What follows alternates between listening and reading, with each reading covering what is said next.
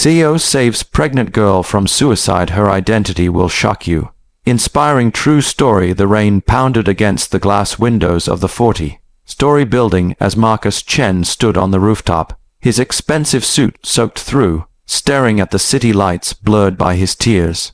The CEO of Chen Industries had lost everything in a single day: his company, his reputation, his fortune. The hostile takeover had been swift and merciless, leaving him with nothing but debt and shame.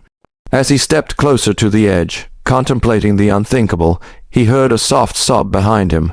Through the downpour, he saw a young woman, barely 19, her hands protectively cradling her swollen belly. She was standing dangerously close to the ledge, her face streaked with tears that mixed with the rain. Without hesitation, Marcus forgot his own despair and rushed toward her. "Don't jump," he shouted, grabbing her arm and pulling her away from the edge. "Whatever it is, it's not worth it." If this story has already captured your heart, please hit that like button, share this video, and don't forget to subscribe to Trillionaire in Love for more inspiring stories. Your support means everything to us, and we'd love to hear your thoughts in the comments below. The girl looked up at him with wide, frightened eyes. "You don't understand," she whispered. "I have nowhere to go. No one wants me or my baby. I'm completely alone." Marcus felt his heart break as he recognized the same desperation in her voice that had driven him to this rooftop. "What's your name?" he asked gently, leading her to a small shelter on the roof. "Emma," she replied, shivering. "Emma Rodriguez. I used to work in your company's mailroom until 3 months ago, when I started showing. They let me go because they said I was unreliable now." The revelation hit Marcus like a thunderbolt. This girl had lost her job because of policies his company had in place. Policies he had never questioned. He had been so focused on profits and efficiency that he had forgotten about the human cost of his decisions. "Emma, I'm Marcus Chen. I owned this building, and I'm so sorry about what happened to you at my company." His voice cracked with genuine remorse. Emma's eyes widened in recognition, then filled with a mixture of anger and disbelief. "You're him, the CEO who made millions while people like me struggled to survive." Her voice rose despite her exhaustion. "Do you know what it's like to choose between rent and prenatal vitamins? To eat once a day so your baby can have nutrients?" Marcus felt the weight of every decision he had ever made crushing down on him. "No, I don't. But I'm learning tonight that success means nothing if it's built on other people's suffering." The challenges they faced in that moment seemed insurmountable.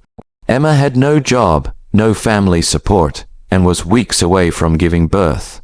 Her boyfriend had abandoned her when he learned about the pregnancy, and her parents had disowned her for refusing to give up the baby.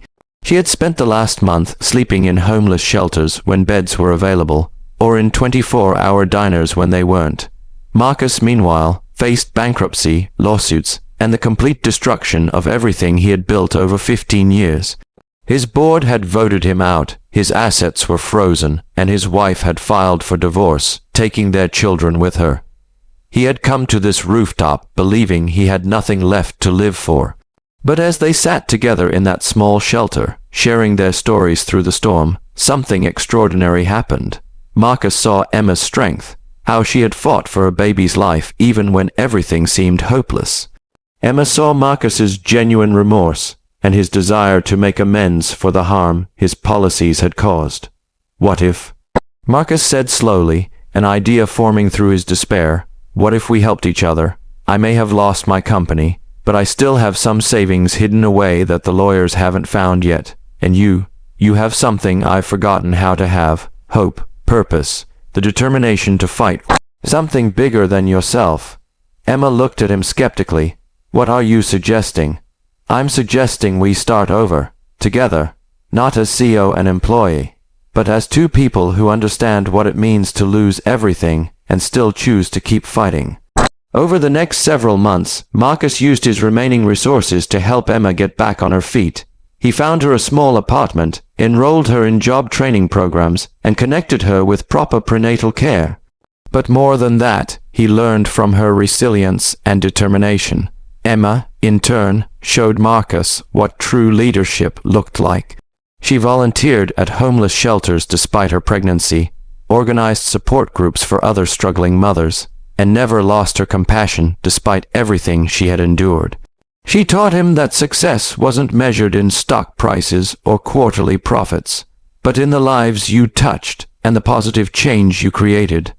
When Emma went into labor on a snowy December night, Marcus was there, having become the brother she never had. As he held her hand through the long hours of delivery, he realized that this scared young woman had saved his life just as surely as he had pulled her from that rooftop. The baby, a healthy girl Emma named Hope, became the symbol of their new beginning. Marcus had started a non-profit organization focused on supporting pregnant women and single mothers, using every lesson Emma had taught him about dignity, respect, and the importance of second chances. The organization grew rapidly, funded by Marcus's remaining connections and Emma's grassroots organizing skills. They created job training programs, affordable childcare, and housing assistance specifically designed by and for people who had lived these struggles. Emma became the organization's director of community outreach, her lived experience making her voice powerful and authentic. 2 years later, as Marcus watched Emma give a speech to a room full of successful women she had helped mentor, he reflected on that stormy night on the rooftop. Both of them had been ready to give up, convinced that their failures defined them. Instead, they had discovered that their greatest struggles had prepared them for their most important work. Emma concluded a speech with words that had become the motto of their organization. "We don't rise by pulling others down. We rise by lifting each other up. Every person in this room was once told they weren't enough, weren't worthy, weren't capable, but look at us now. We are proof that there is always hope, always another chance, always a reason to keep fighting." The audience erupted in applause, and Marcus felt tears of pride and gratitude streaming down his face. The girl he had pulled from the rooftop that night had turned out to be his salvation, his teacher, and ultimately his greatest business partner in the most important venture of his life, the business of human dignity. That night, as Marcus walked Emma and old Hope to their car, Emma turned to him with a smile.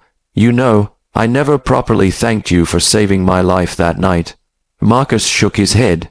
"Emma, you've got it backwards. You saved mine. You showed me what it means to have real wealth, not money in the bank, but purpose in your heart and the knowledge that your life makes other lives better." As they parted ways, both understood that sometimes the most beautiful stories begin with the darkest moments. Sometimes salvation comes not from having all the answers, but from having the courage to ask better questions. And sometimes the person you're meant to save turns out to be the one who saves you. The rain had stopped falling that night 2 years ago, but its lesson remained. Storms don't last forever, but the people who help you weather them become part of your story forever. This story reminds us that our lowest moments can become our greatest turning points. If this message resonated with you, please like this video, share it with someone who needs to hear it today, and subscribe to Trillionaire in Love for more inspiring stories about love, redemption, and the power of human connection. We'd love to hear your thoughts in the comments. Have you ever experienced a moment where helping someone else ended up changing your own life? Share your story below.